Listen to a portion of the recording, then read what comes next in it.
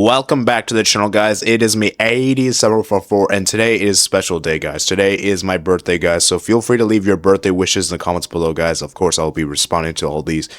Yeah, so, like I said, we're going to do our daily World Cup coverage. So if you guys like that kind of content, guys, hit that like button down below, guys. Hit that subscribe button. So as we get on with our first game we got here, it is Spain for Saudi Arabia. Now, this is what I like to see from Spain. This is a clinic that Spain put against Saudi Arabia. And for Spain, I thought they were a fantastic game. And Yamal, man, he's just that difference maker. And when you have Lamine Yamal on your team, you're always going to have a chance. And, you know, Lamine Yamal scored the opening goal there. Great cross there inside the box. Lamine Yamal is just there at the near post to put it in. Then Oyarzabal scored the 21st minute, scored the 24th minute. And Spain scored 3 goals in the span of like 6 minutes, which is insane. 14 minutes, sorry. And yeah, I just thought they were fantastic. Then in the second half, the ball with the top from Dani Olmo leads to an own goal there at the near post by the center back. And overall, I just thought that Spain were fantastic in this game, and it was really nice to see that De La Fuente decided to rest Yamal at halftime because he knew the game was pretty much over. Like, what's the point of putting Yamal in the game? Like, it's very smart from him. We saw players like Ferran Torres came on and everything like that.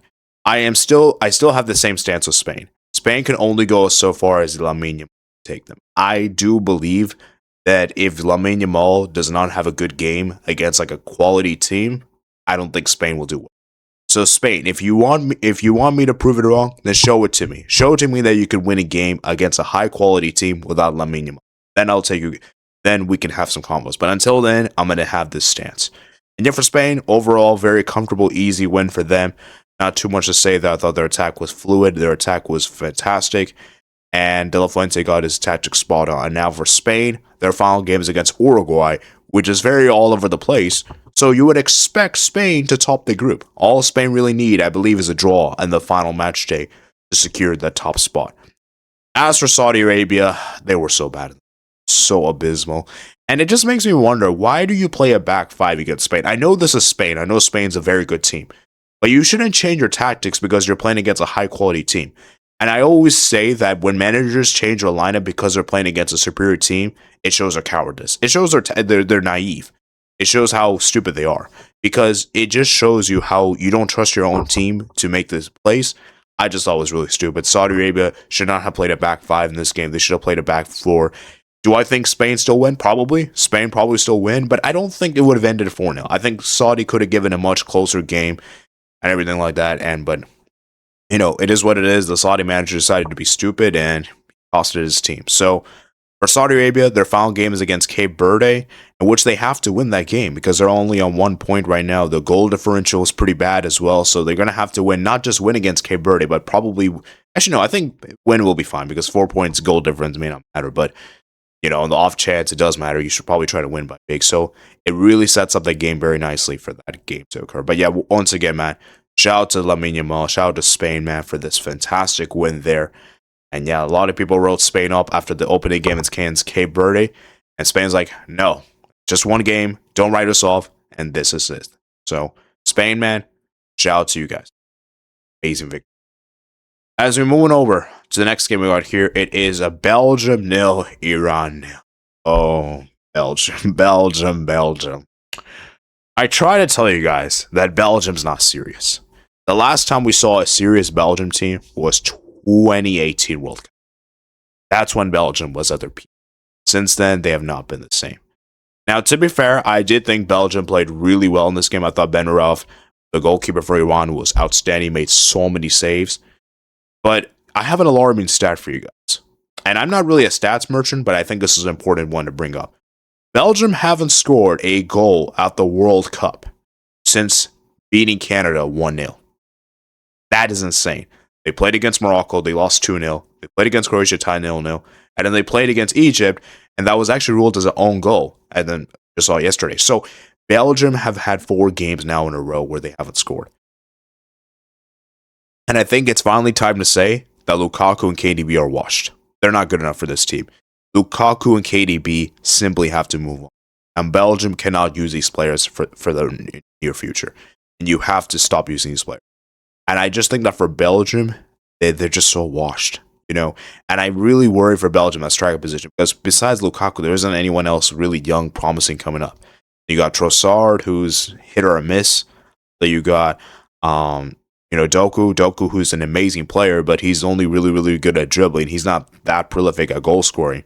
So you really look at this Belgium team. Besides KDB, Lukaku, Trossard, and Doku, who else do they really have in the attack?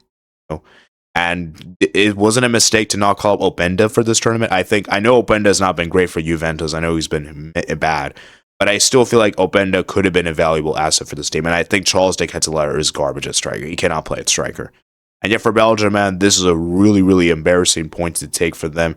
But at the same time, though, Belgium can feel somewhat happy with this point because they could have lost this game, especially with the man down. Nagoya got the red card for the clear denial of a goal scoring opportunity. And so for Belgium, it's just, they're just old. The Belgian team is old. Like, they need some more fresh, young players. And I feel like these old players have done everything they could. And there's a time and place for every old player. So I just think for Belgium, man, not a good result for them. They do have the final game against New Zealand, which I reckon they win. I mean, they should win. But we're going to get to New Zealand in a bit. But Belgium, as long as they beat New Zealand, they'll probably still be in a good position to qualify for the knockouts. Now, the question is, do they top the group? Now, that might be in jeopardy because we just saw what Egypt did, so we're going to top of them. But for Belgium, as I said, man, not good enough. And for Iran, more or less the same. Iran's attack is just not great. I just feel like Iran, for me, is just very, very underwhelming, guys. And I will give them credit, though. I thought defensively they were very good because against New Zealand, they were not good defensively midfield-wise. And obviously, they were playing against an inferior team. So, but the attacking chances they had, man, just not good enough. And so, for Iran, man, I think a draw is a fair result. And for Iran, fate is still in their hands. They got to play Egypt in the final match day. And if they get a draw there, that could be enough to make them around to 32. So, this group is definitely very much open and very much up for grabs. So, we'll see how the final match day treats for both teams. And yeah, I still think both teams are in a good position to advance in the group. But I don't think either of these teams will top the group. I'm being honest. So, let's move on over to the next one we got here. It is Uruguay 2, Cape Verde 2. Wow, what a result for Cape. So, Cape Verde opens the score in their Pina with the goal there from the free kick. And I gotta say, Muslera, man. Muslera you shouldn't be conceding that. And it really makes me question Bielsa, man. Why is Muslera, a 40-year-old goalkeeper, starting for you?